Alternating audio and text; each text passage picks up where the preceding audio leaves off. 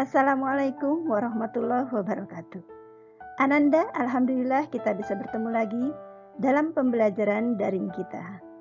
Ibu harap Ananda dan keluarga dalam keadaan sehat walafiat. Tema kita masih merupakan lanjutan dari tema sebelumnya, yaitu jiwa menjadi tenang dengan memperbanyak sujud. Ibu harap Ananda tetap semangat mempelajarinya. Semangat Ananda, kita belajar kembali. Sebelum memulai pembelajaran, marilah kita berdoa terlebih dahulu agar ilmu yang kita pelajari menjadi semakin berkah. Luruskan hati, ikhlaskan hati, tundukkan kepala, kemudian tundukkan hati, angkat kedua tangan. Marilah kita berdoa dengan sungguh-sungguh. Ketahuilah sesungguhnya Allah tidak mengabulkan doa dari hati yang lalai dan lengah dengan doanya. Bismillahirrahmanirrahim. Raditu billahi rabba wa bil islami dina wa bi muhammadin nabiyya wa rasula. Rabbi zidni ilma warzuqni fahma.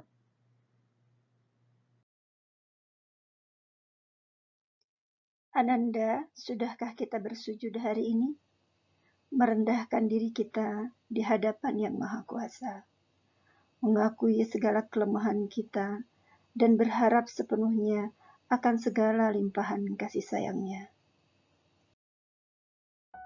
Ananda, tujuan pembelajaran pada kesempatan ini masih merupakan satu rangkaian dengan tujuan pembelajaran sebelumnya, yaitu Ananda dapat 1. Menjelaskan pengertian sujud syukur, sujud tilawah, dan sujud sahwi. Kedua, menjelaskan ketentuan sujud syukur, sujud tilawah, dan sujud sahwi. Ketiga, dapat mempraktekkan sujud syukur, sujud tilawah, dan sujud sahwi. Keempat, dapat menjelaskan perbedaan antara sujud syukur, sujud tilawah, dan sujud sahwi. Lalu yang terakhir, Ananda membiasakan sujud syukur, sujud tilawah, dan sujud sahwi dalam kehidupan sehari-hari. Manusia adalah tempat salah dan hilaf. Demikian juga ketika sholat. Bagaimanakah mengatasi kesalahan dan kehilapan tersebut? Inilah Ananda sujud sahwi. Ananda, peta konsep yang akan kita pelajari dalam materi sujud sahwi ini adalah 1. Pengertian, dalil dan hukum, 2. Penyebab, 3. Tata cara, 4. Hikmah dari sujud sahwi tersebut. Selamat mengikuti pembelajaran ini dengan semangat. Nah Ananda, sujud sahwi itu artinya sujud lupa. Sujud ini dilakukan di dalam sholat ataupun di luar sholat, disebabkan karena ada hal-hal yang terlupakan pada pelaksanaan sholat. Jumlah sujud sahwi ini dilakukan sebanyak 2 kali dan dilakukan di akhir sholat. Melakukan sujud sahwi bisa di dalam sholat atau sebelum salam, bisa juga di luar sholat atau sesudah salam, tergantung kapan kita ingat kekeliruannya.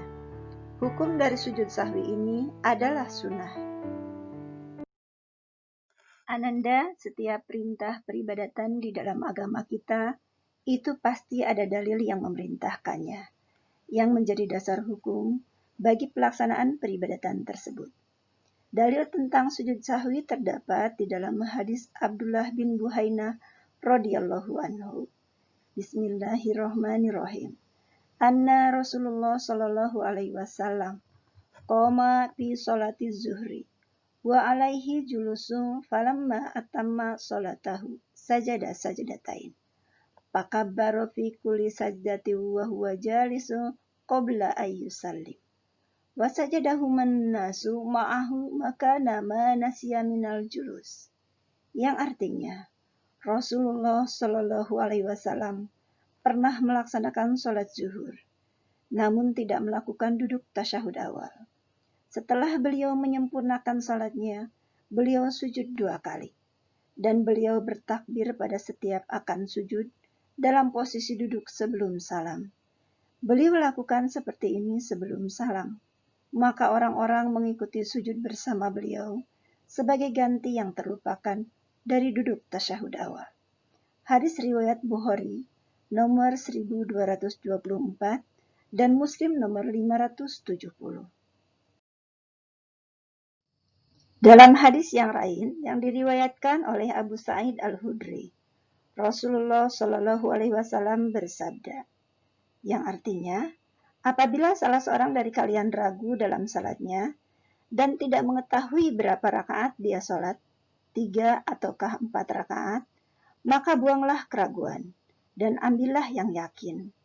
Kemudian sujud 2 kali sebelum salam. Jika ternyata dia salat 5 rakaat, maka sujudnya telah menggenapkan salatnya.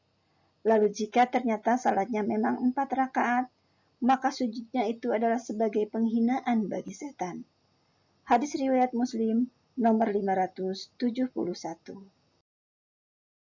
Ananda, sujud sahwi hanya dilakukan kalau ada sebab-sebabnya. Sebab-sebab dilaksanakannya sujud sahwi diantaranya adalah: 1. Jika Ananda lupa tidak melakukan tasyahud awal atau kunut bagi yang biasa melaksanakannya. 2. Ananda kelebihan rakaat. 3. Ananda kekurangan rakaat. 4. Ragu-ragu jumlah rakaatnya. Maka kalau ada salah satu di antara penyebab ini, Ananda disunahkan melakukan sujud sahwi. Bagaimanakah cara mengatasi kesalahan-kesalahan kita di dalam sholat? Ananda perhatikan di sini. Pertama, apabila kita lupa tidak melaksanakan tasyahud awal, maka Ananda lanjutkan saja sholatnya. Lalu nanti sebelum salam, lakukan sujud sahwi sebanyak 2 kali. Yang kedua, apabila rakaat yang kita laksanakan lebih dari semestinya, dikarenakan lupa, lalu di akhir sholat kita baru menyadarinya bahwa kita kelebihan rakaat, maka sebelum salam sujud sebanyak 2 kali lalu salam. Yang ketiga, jika rakaat sholat kita kurang rakaatnya karena lupa, maka sebelum salam tambahkan kekurangan rakaatnya lalu lakukan sujud sahwi 2 kali dan akhirnya diakhiri dengan salam. Ibu harap Ananda memahaminya. Yang keempat, kita seringkali ragu-ragu mengenai jumlah rakaat salat. Misalnya sholat zuhur, ragu antara 3 atau 4 rakaat, dan tidak ada keyakinan yang pasti tentang kedua angka tersebut. Maka tetapkanlah jumlah rakaat yang terkecil, yaitu 3. Lalu Ananda tambahkan 1 rakaat lagi, kemudian sebelum salam Ananda lakukan sujud sahwi 2 kali, dan akhiri dengan salam. Sujud sahwi ini, yang kelima, lihat Ananda ketentuannya, bisa juga dilakukan sebelum atau sesudah salam, tergantung kapan kita ingatnya.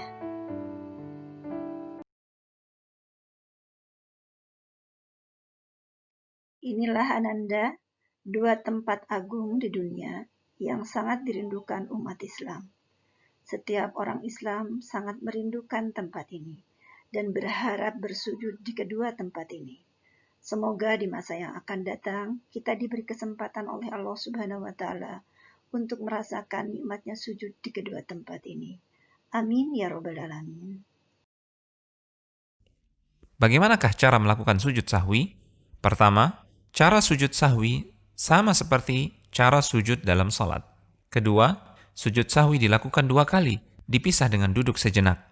Ketiga, disyariatkan untuk membaca takbir setiap kali turun sujud atau bangkit dari sujud. Sujud sahwi bisa dilakukan sebelum maupun sesudah salam, tergantung dari kasus lupa yang terjadi dalam salat. Ada beberapa bacaan sujud sahwi yang bisa kita baca. Bacaan pertama, Subhana man la yanamu wa la yasu. Maha suci Allah yang tidak pernah tidur dan tidak pernah lupa.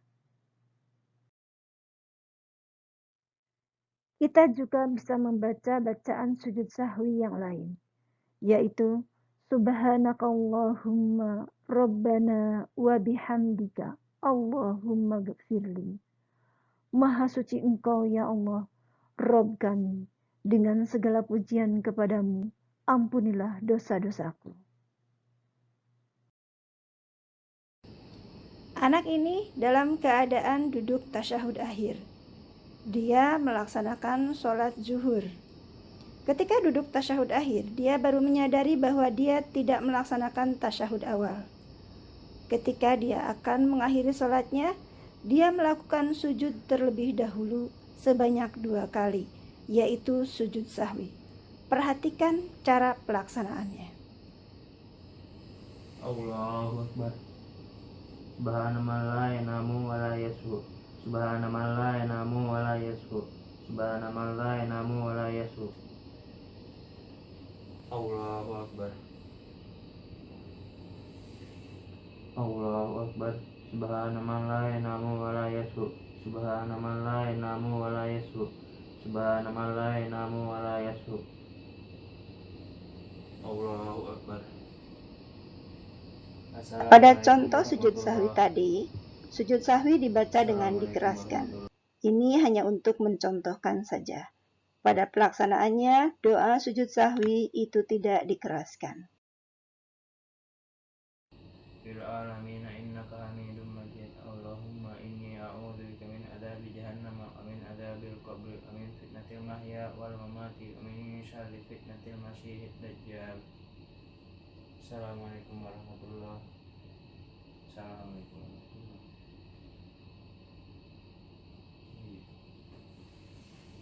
Allahu Akbar. Subhanaman la yanamu wa la yashu. Subhanaman la yanamu wa la yashu. Subhanaman la yanamu wa la yashu. Allahu Akbar. Allahu Akbar. Subhanaman la yanamu wa la yashu. Subhanaman la yanamu wa la yashu. Subhanaman la yanamu wa la yashu. Allahu Akbar. Assalamualaikum warahmatullahi. Assalamualaikum warahmatullahi. Pada contoh kedua ini, sujud sahwi dilaksanakan sesudah selesai sholat. Anak ini baru menyadari kesalahannya ketika selesai mengucapkan salam. Kesalahan yang dia lakukan dalam sholat ada 2 kemungkinan. Pertama, dia lupa tasyahud awal. Kemungkinan kedua, dia kelebihan rakaat. Yang jelas, pelaksanaan sujud sahwi yang dilaksanakan anak ini tidak perlu menambahkan rakaat. Pada contoh yang berikut ini, sujud sahwi dilakukan karena kekurangan rakaat. Kekurangan rakaat ini Ananda bisa disebabkan oleh salah satu di antara 2 hal. Pertama, memang lupa kurang rakaatnya. Yang kedua, ragu-ragu. Oleh karena itu, dia harus menambah rakaatnya. Jika Ananda mengalami keraguan, ingat, ambil angka terkecil, lalu nanti sebelum salam, Ananda berdiri, tambah kekurangan rakaatnya, dan begitu sudah selesai, sebelum salam, Ananda lakukan sujud sahwi sebanyak 2 kali. Coba Ananda perhatikan contoh berikut ini. Fil alamin innaka hamidum majid. Allahumma inni a'udzubika min adzabi jahannam wa min adzabil qabr wa min fitnatil mahya wal mamati wa min syarri fitnatil masyihid dajjal.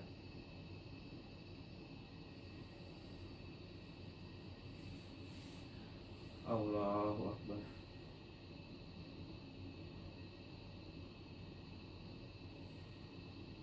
Allahu Akbar. Sami'allahu liman hamidah.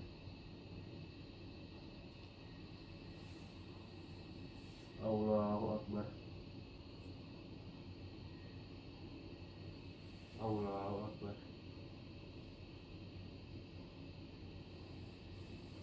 Allahu Akbar. Allahu Akbar.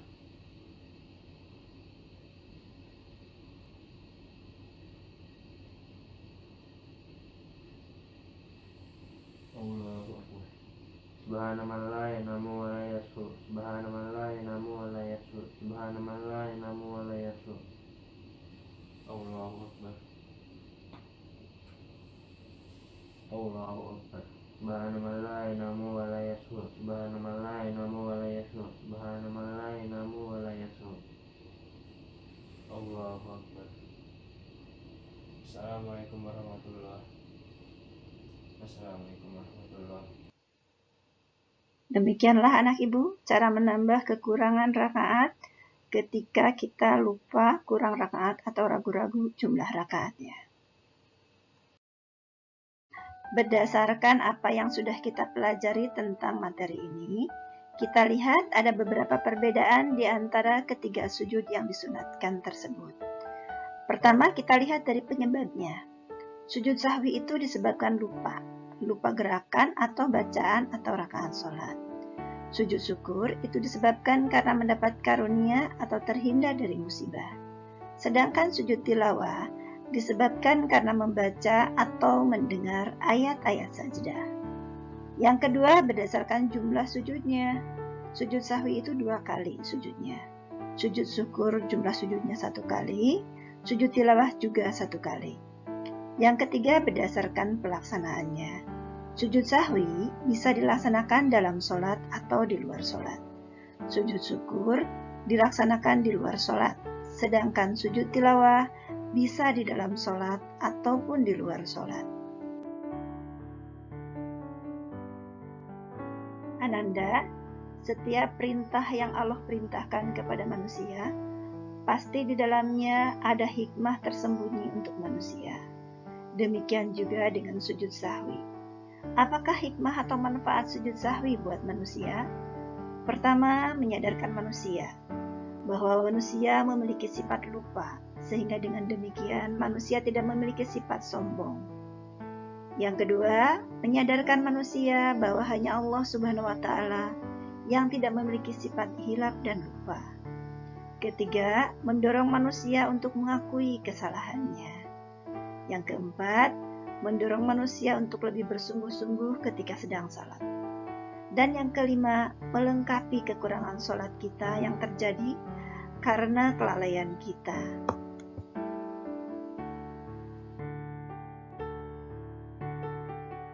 Untuk memperkuat pemahaman Ananda tentang pembelajaran ini, maka berikut ini adalah tugas-tugas yang harus Ananda kerjakan. Tugas-tugas ini harus Ananda kerjakan dan dikumpulkan di minggu depan. Semangat anak ibu, kalian pasti bisa.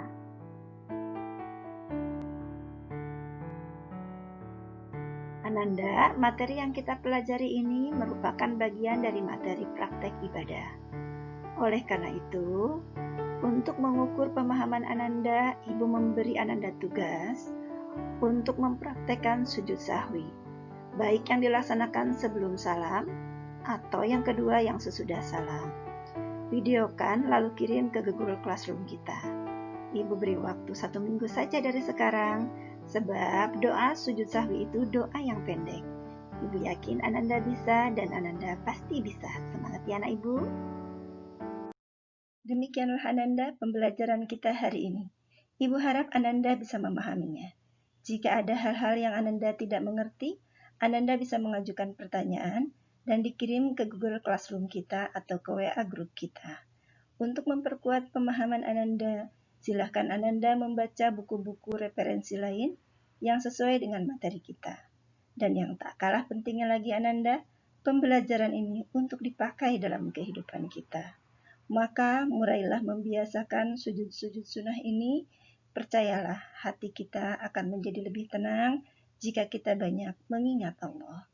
Ananda, pembelajaran ini sudah selesai. Mari kita tutup dengan doa. Ingat, tundukkan kepala, tundukkan hati, lalu berdoa dengan sungguh-sungguh.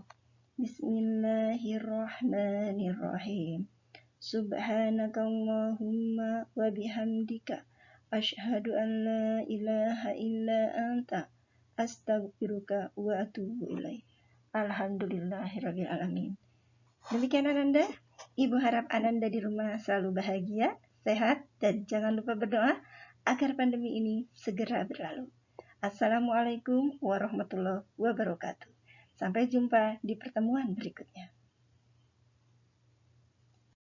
مولاي صل وسلم دائما أبدا على حبيبك خير الخلق